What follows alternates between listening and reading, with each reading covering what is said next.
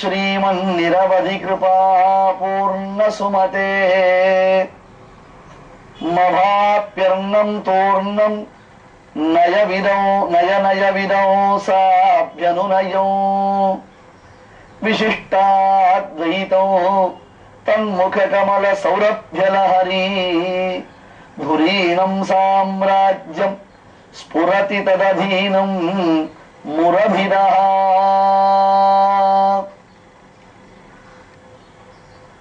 கோவில் எனும் அந்த திருவரங்க திருப்பதியில் விசிஷ்டாத்வைத சித்தாந்த துரந்தராக ஸ்தாபனாச்சாரியராக விளங்கக்கூடிய ஆளவந்தார் என்னும் யாமுனாச்சாரியன் தான் தேவப்பெருமாளாம் வரதராஜ பெருமாளிடத்தில் செய்துள்ள பிரபத்தி பலித்து இளையாழ்வாராம் சுவாமி ராமானுஜர் திருவரங்கத்திற்கு வந்து தலைமை பொறுப்பை ஏற்க வேண்டும் என்னும் நிலையை உணர்ந்தார். தள்ளாத வயது தளர்ந்த திருமேனி, தான் இந்த உலகத்தில் பிறந்து, அதாவது அவதாரம் என்பதாக பெயர், அப்படி அவதரித்து செய்ய வேண்டியது அனைத்தையும் செய்து முடித்தாகிவிட்டது. இனி இந்த பொறுப்பை எல்லாம் இளையாழ்வார் ஏற்றுக்கொண்டு செயல்படுத்த வேண்டும். முதல்வன் இவன். எவ்விதம் நம்மாழ்வாருடைய திவ்ய திருமேனி அவதாரம் செய்வதற்கு முன்பாக பவிஷ்யராஜாரியுடைய திவ்யமங்கல விக்கிரகமானது அவதரித்ததோ, அந்த திவ்யமங்கல விக்கிரகத்தில் இருக்கக்கூடிய சர்வ லட்சணங்களும் பொருந்திய அவதார புருஷன் இவன்தான் என்பதாக இளையாழ்வாரை கண்டுணர்ந்தவரான யமுனாச்சாரியர் மகாபூர்ணரான பெரிய நம்பிகளை அழைத்து நீர் சென்று இளையாழ்வாரை திருவரங்க திருப்பதிக்கு அழைத்து வர வேண்டும் என்பதாக ஒரு பெரிய பொறுப்பை அவர் திறத்தில் ஒப்படைத்தார். சம்பிரதாயம் என்பதனுடைய பெருமையை நாம் நன்கு அறிய வேண்டும். அதாவது ஆச்சாரியர் என்பவர் தான் ஒரு ஆச்சாரியராக இருந்து மற்றவர்களுக்கு சில விஷயங்களை சொல்லிக் கொடுப்பது மட்டும் ஆச்சாரியத்துவம் இல்லை. தனக்கு அடுத்ததாக இந்த சம்பிரதாயத்தை வழிநடத்தி செல்லக்கூடிய அளவிற்கு வலிமை பெற்றவராக, ஞானத்திலும் வைராக்கியத்திலும் சீலத்திலும் சிறந்தவராக ஒருவரை நியமனம் செய்து அவரிடத்தில் மொத்த பொறுப்பையும் ஒப்படைத்து விட்டுத்தான் செல்ல வேண்டும். அப்படி அந்த பொறுப்பை ஒப்படைக்காமல் செல்லக்கூடாது. அதையால் இளையாழ்வாரிடத்தில் தான் இதனை ஒப்படைக்க வேண்டும். ஒப்படைத்தாகிவிட்டது. ஏனென்றால் எப்பொழுது வரதனுடைய திருவடியில் சரணாகதி செய்யப்பட்டதோ அப்பொழுது யஸ்தத்வத்பாதபத்னே வரதன ஜபரம் நிர்பரோ நிர்பயோஸ்மி. ஹே பிரபோ தேவரேவா வரதா சர்வேஸ்வரா அயர்புரம் அமரர்கள் அதிபதியே, யஸ்தத்வத்பாதபத்னே உந்தன் திவ்யமான சரணாரவிந்தத்தில் இந்த ஆத்மாவை அடைக்கலமாக வைத்த பிறகு, அல்லது இந்த இடத்தில் நாம் பார்க்கக்கூடிய ஒரு பிரார்த்தனை, அளவந்தார் வரதனிடத்தில் கரியமாணிக்க பெருமாளாம் வரதனிடத்தில் செய்த பிரார்த்தனை என்ன? ஆமுதல்வனாம் இளையாழ்வாரை சம்பிரதாயத்திற்கு தந்துள்ள வேண்டும். இளையாழ்வார் சம்பிரதாயத்தின் தலைமை பொறுப்பை ஏற்பதற்கு அவரை தகுதி படைத்தவராக நீர் தந்துள்ள வேண்டும் என்று பிரார்த்தித்தாரல்லோ, அப்பொழுதே அந்த சரணாகதி பலித்து விட்டது.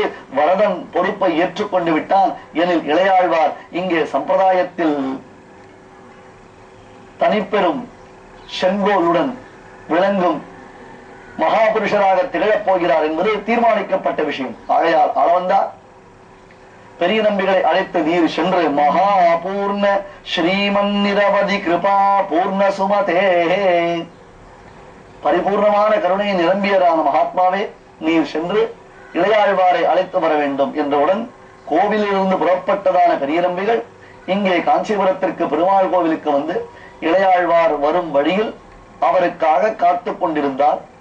தீர்த்த குடத்தை சுமந்து வரக்கூடிய இளையாழ்வார் இவர் பாடிய ஆளவந்தாருடைய ஸ்தோத்திர ரத்னத்தின் அற்புதமான அந்த ஸ்லோகங்களின் அர்த்தானுசந்தானத்தில் ஆழங்கால் பட்டு பெரிய நம்பிகளை தண்டனிட்டு, சுவாமி தாங்கள் யார், இந்த ஸ்லோகங்களை அருளி செய்த மகாபுருஷர் யார் என்பதாக சில கேள்விகளை கேட்க, அதற்கு ஆளவந்தாருடைய பிரபாவத்தை சற்றே சுருக்கமாக பெரிய நம்பிகள் அருளி செய்ய, அப்படியா அந்த மகாபுருஷரை நான் தரிசிக்க வேண்டாமா, அந்த யோகிராஜரை நான் சேவிக்க வேண்டாமா, நான் பிறந்த பயனை அடைய வேண்டாமா என்று அவரை பிரார்த்தித்தார். வா, நான் உன்னை அழைத்துச் செல்கிறேன், காஞ்சிபுரத்திலிருந்து கோவிலுக்கு அழைத்துச் செல்கிறேன் என்று சொன்னவுடன் வரதனிடத்தில் நியமனம் பெற்று இளையாழ்வார் பெரிய நம்பிகளுடன் காஞ்சிபுரத்திலிருந்து கோவிலுக்கு புறப்பட்டார் என்பது வரையிலும் கீழே நடந்த கரையை ஒரு முறை நாம் சிம்ஹாவலோகன நியாயத்தில் பார்த்திருக்கிறோம். இப்படி மறுபடியும் மறுபடியும் சொல்வதனுடைய தாற்பயம் என்ன தெரியுமா? அப்பொழுது தான் இன்சுவையான அரும்பெரும் தத்துவங்கள் நிறைந்திருக்கக்கூடிய சுவாமி யதிராஜராம் ராமானுஜருடைய திவ்ய சரித்திரம் நம் உள்ளுக்குள்ளே எப்பொழுதும் உறைந்திருக்கும்.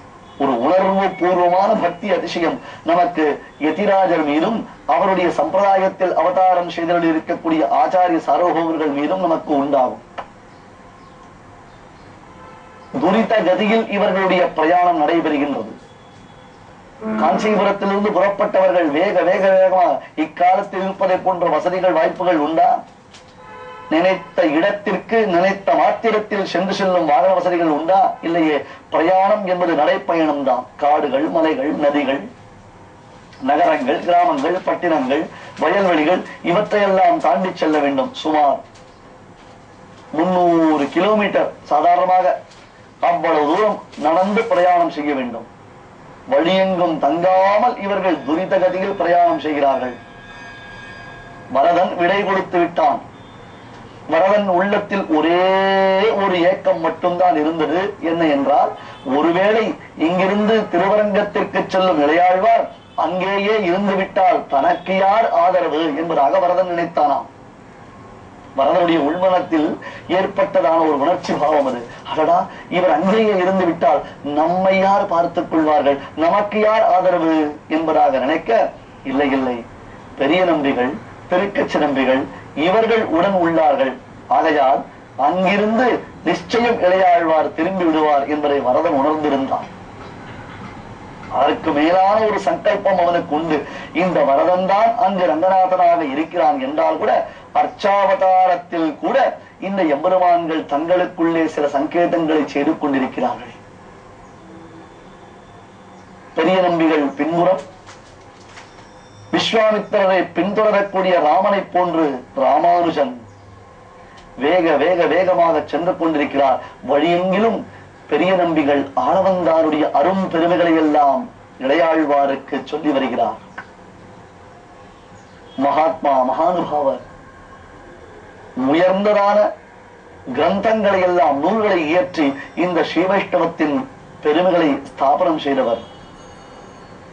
மிகச் சிறு வயதில் இளையாழ்வான், இந்த ஆக்கியாழ்வானை ஜெயித்தவர், வித்வஜன கோலாகலனை ஜெயித்தவர் என்றெல்லாம் சரித்திர விசேஷங்களை எல்லாம் சொல்லிக்கொண்டே வர, ராமானுஜருக்கு ஆளவந்தார் மீது அலாதியான பக்தி ஊற்றெடுக்க ஆரம்பித்தது. இன்னும் குருவை சேவிக்கவில்லை, இன்னும் ஆச்சாரியரின் தாழ் பணியவில்லை.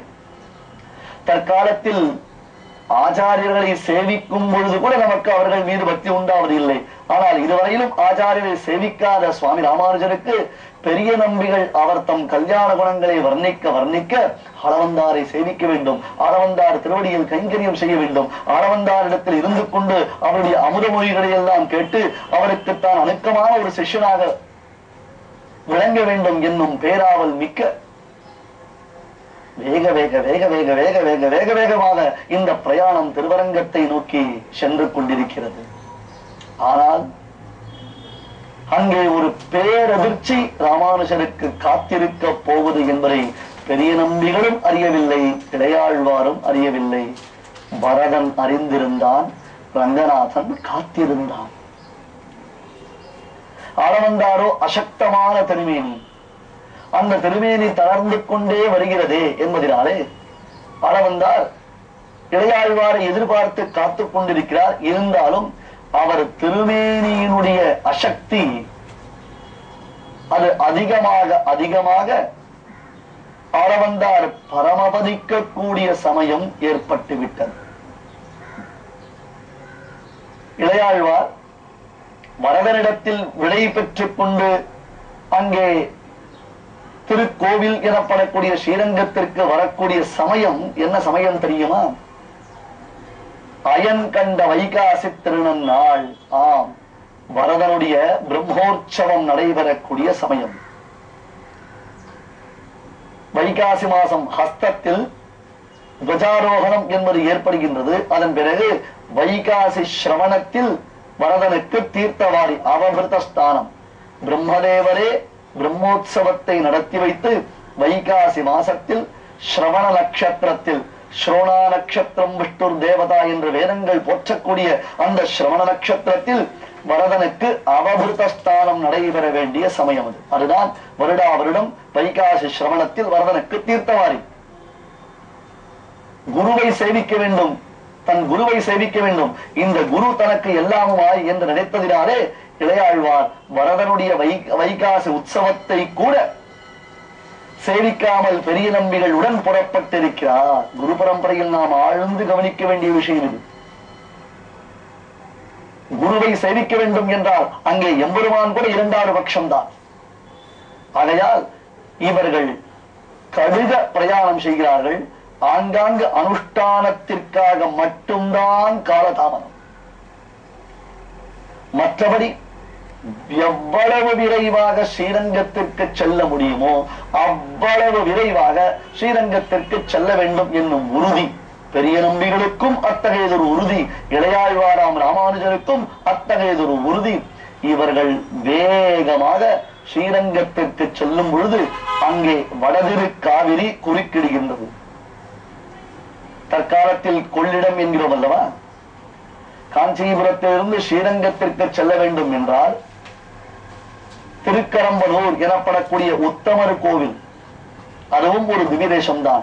அந்த உத்தமர் கோவில் அருகிலேயே வடதிருக்காவிரியான கொள்ளிடம் பிரவாகமாக பிரவகித்து ஓடுகிறது. அதை தாண்டினால் அதன் எதிர்கரையில் தான் திருவரங்கம் அமைந்திருக்கிறது. இவர்கள் போகிறார்கள். இவர்கள் செல்லக்கூடிய சமயத்தில் அங்கே வடதிருக்காவிரியின் கரையில் பெருத்த ஸ்ரீ வைஷ்ணவ சமிருத்தி, பெரிய ஸ்ரீ வைஷ்ணவ சமிருத்தி, திரள் திரளாக வைஷ்ணவர்கள் கூடியிருக்கிறார்கள். ஒருவேளை ஆளவந்தாருடைய ஏற்பாட்டின்படியாக இளையாழ்வாரை வரவேற்பதற்காக இந்த ஜனத்திரள் கூடியிருக்கிறதோ என்று நினைக்கும் பொழுது, ஆனால் அங்கே இருக்கும் ஒருவர் முகத்தில் கூட சந்தோஷம் இல்லையாம், ஒரு உற்சாகம் இல்லையாம், பரபரப்பு இல்லையாம். எதையோ பறிகொடுத்தவர்களைப் போல எல்லோரும் ஏங்கிக் கொண்டு இருந்தார்கள். அந்த ஏக்கத்தின் காரணம் என்ன? இளையாழ்வார் ஆளவந்தாரை தரிசித்தாரா அல்லது விதியின் சதியினாலே தரிசிக்காமல் விட்டாரா? ஓர் அறிவிப்பு.